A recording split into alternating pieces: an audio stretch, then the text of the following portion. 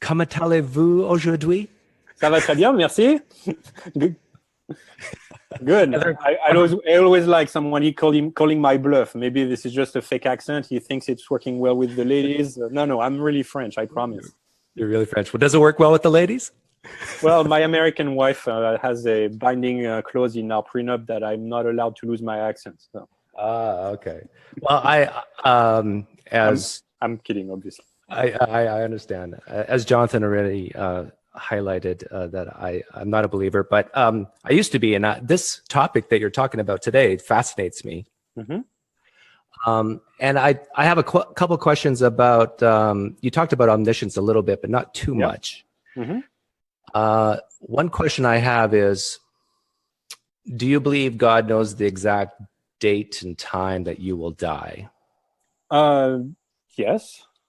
So omniscience and foreknowledge, I think these are topics that are somewhat in the neighborhood of those conversations on free will.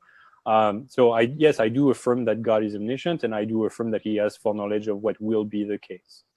And do you think that changes, that what will be the case? Do you think that's set in stone, or does that change? So I'm wary of phrases like set in stone. Because usually if I say that, it's inferred incorrectly that therefore we don't have a choice about the matter. And what I'm saying is that, yes, it is determined. It does not change. That is the truth of the proposition, I will die on, and, give me a date, hopefully a long one. Do you want to? So let's say I will die in 50 years, right? And I will die of a heart attack in 50 years from today, right? Let's imagine this proposition is true. I don't believe there ever was a time where this proposition was not true, and I don't think there is ever going to be a time where it will not be true. So it does not change in that sense.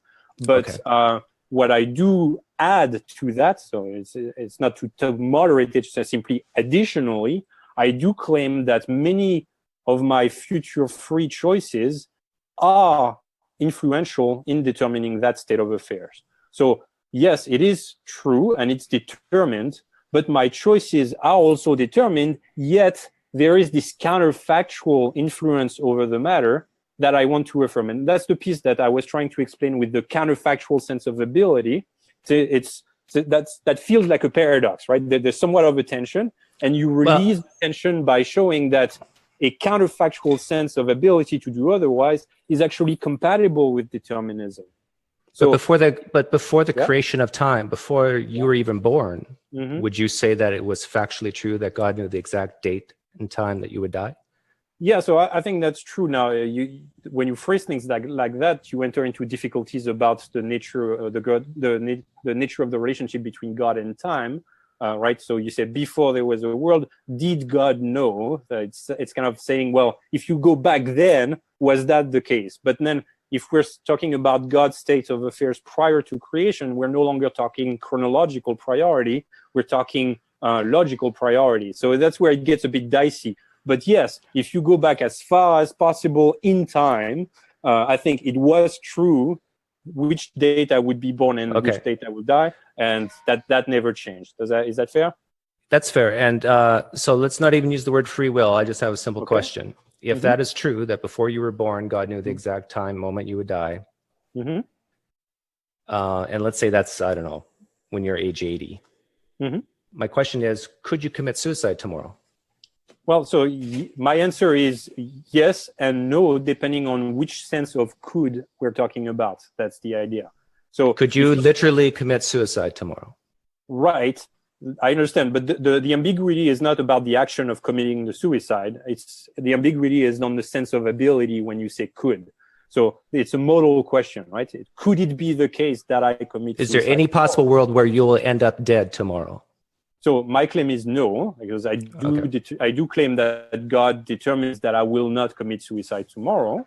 But I also affirm one different sense of ability in which I do have that sense. So that's why it's important to distinguish between the two, because I do claim I don't have the categorical ability to do otherwise. Namely, I don't have the categorical ability to commit suicide tomorrow, but I do claim I have a different, slightly milder sense of ability, and that's the counterfactual sense of ability to commit suicide. And it's simply the one that says, if I wanted to commit suicide, then there's nothing else but my desires that would prevent me from doing it. And I understand that argument, but I find a lot of theists that I talk to don't get what I'm saying. Is you can define free will or your ability to, to do things however you want, but the bottom line is, if it's true that God knows exactly when you're going to die, and let's say that's for you at age 80, then no, you're not going to die tomorrow. Whether you're not going to die via suicide tomorrow or any other way. My other question was, but I don't see a problem with that, right? Or do you see this as a problem? Do I see that as a problem? Well, it just shows that the ability to have done otherwise, or that the outcome is set. Well, yeah, I mean, you can rephrase things. So yeah, I do agree the outcome is set. So and I think that sits. You sound like you try to refute a Christian libertarian, which I'm not. So it sounds like you're trying to do a gotcha to someone who would affirm indeterminism and say, yeah, I have the categorical ability to do otherwise. And you sound like you're pressing omniscience as an argument against that kind of ability. And that's a very traditional argument against libertarian free will, the claim that if God foreknows X, then it cannot be the case that I have libertarian free will about X. Now, right, but I don't like to even phrase it that way because of the definitions of libertarian and free will. All I like to point out is if God knows X in the future, and that means not X can't happen before then. And that's all I like to point out. Yeah, I personally, I mean, my own Calvinistic view is actually very friendly to that claim. Because believe it or not, that very argument based on omniscience is actually a fairly common argument offered by Calvinists against non-Calvinist views of free will. And they say, well, if God knows the future, then it must be determined. Now, I, as a Calvinist, don't personally offer that argument, but there's plenty of Calvinists who do, and that's how they try to establish that, therefore, the choice is determined by God's sovereign choice. So I kind of stand outside of that debate here, and I hear you. It sounds like an argument against the libertarian view. I don't have strong feelings about it because I don't offer that argument, but it surely doesn't touch my view because I do affirm that we are determined to do what we do. Okay. It's just that I maintain that it's compatible with moral responsibility. Okay. And my other question was on the problem of evil. See, I always feel like the problem of evil goes way back before even the creation of the universe, putting myself in your worldview. And I guess my question is, can God do otherwise? Does God have free will? Is God needy?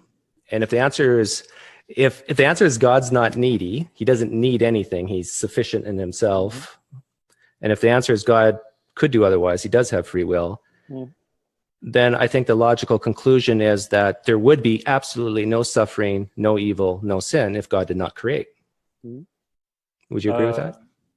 Yes. Let's see which of the claims you've made I agree with. So I agree that if God did not create anything, then God would be the only thing that exists, and there wouldn't be no evil, no suffering. I think that's correct.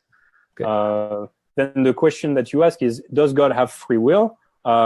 That's phrased in this fairly mild way. I can say without wetting myself too much that yes, God has free will, because all that commits me to say is that he is morally responsible. And I think that any Orthodox Christian view of God would have to say that God is praiseworthy.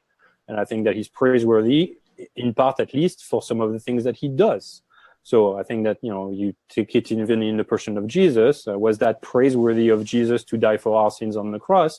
The Christian answer surely has to say yes. So in that sense, yes, God has free will. He's morally responsible. The more difficult question is to ask, well, the free will of God, is that determined or is that indeterministic?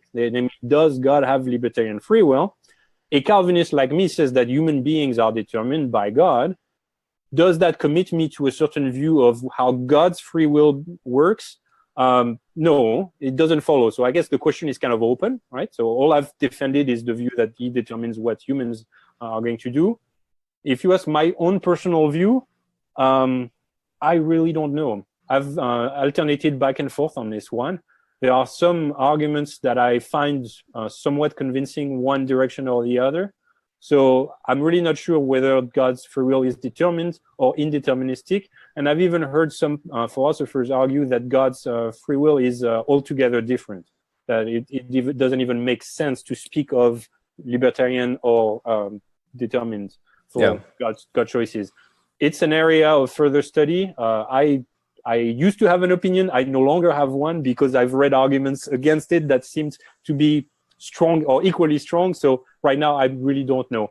Is there any sort of consistency concern that you had in light of that? So, well, I guess like for me, the problem of evil or the problem of suffering more specifically boils down to that, because if God doesn't need to create, and again, I defining. Yeah. So you're saying, okay, you're saying if God has a free will such that he categorically could have refrained from created, then that possible world would have been better than the present world, and therefore we would have expected God not to create because with all this evil in this world, so that the world where God does not create a universe but only exists in that possible world is better than the actual world with all of its suffering.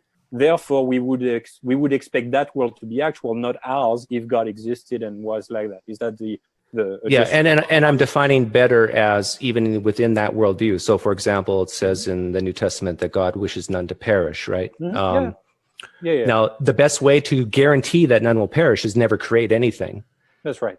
Yeah. So there's several issues here. I think that the correct, consistent answer with respect to that question on those two possible worlds is to say that is to dispute the claim that that world would be better than the actual world, right? So the Christian claim here would be, yes, there's plenty of evil and suffering in this world, but God has morally sufficient reasons to prefer that these evil events occur in light of the morally sufficient reasons that there is to prefer them.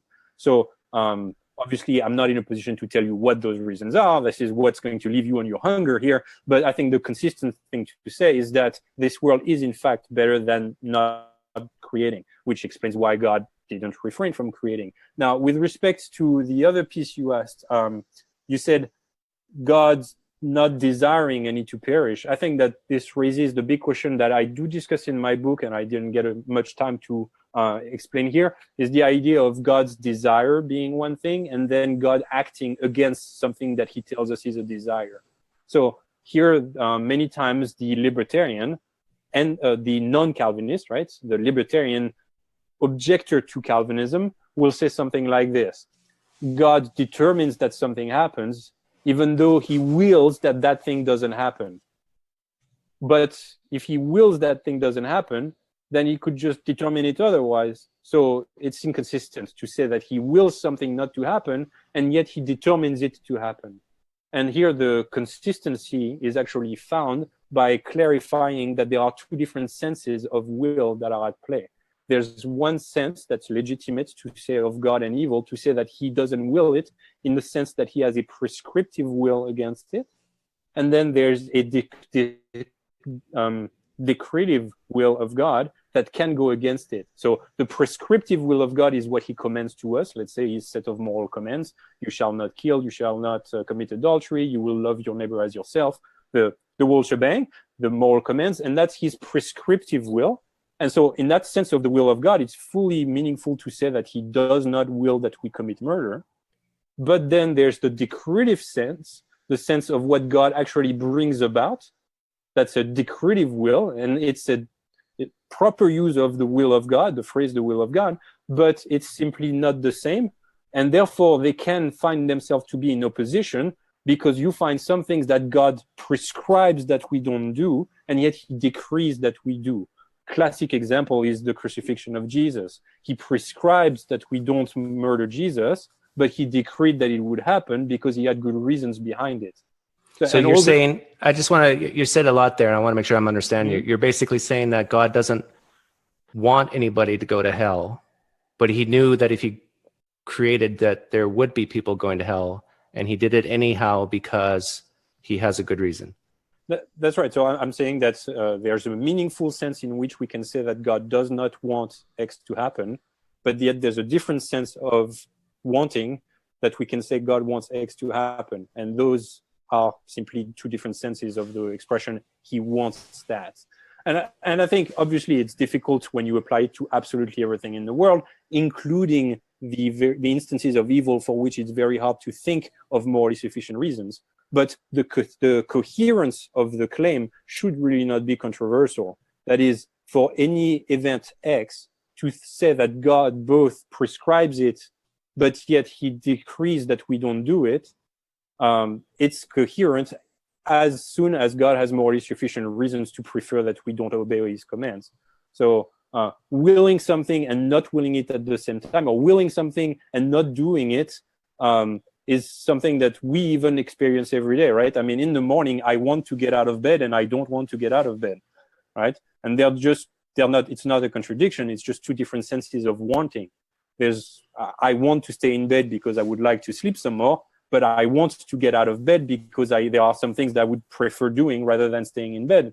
And so there's a decretive will that I have, which is that I do get out of bed, even though it's correct to say I wanted to stay in bed. And in very much the same sense, this is the claim that's being made about the two senses of God's will. Yeah, I'm sorry, it's not compelling to me. It's almost like trying desperately to make it fit, because you and I know. Do I look desperate? No, but the language of, like, I think all Christians, all theists would agree who believe in a one God that, hey, if God didn't create, there would be none of this. Mm-hmm. But we do have some of it. Yeah. And all of it would not exist if this God didn't desire to create. Yeah, so, and I think that the Christian will say something like there's a lot of things that we wouldn't have and that are goods and that would not be available in that alternate scenario, and that justify God choosing this world. Now, obviously, I'm not in a position to tell you what everything of this is, and this is, I guess, the area of weakness. But, from my ignorance of those reasons, it doesn't for a minute follow that those reasons don't exist. So that's the idea of the skeptical theist response to the problem. Yeah, and I understand that, it's better to have loved and lost than never loved at all, but I really don't think that applies. But I really don't let your French side come out. Yeah, but I really don't think that applies when we're talking about eternal damnation. But anyhow, I took enough of your time. Thank you for your questions. Yeah, au revoir. Thank you. Au revoir. Bonne soirée. All right. Let's go to some of our submissions.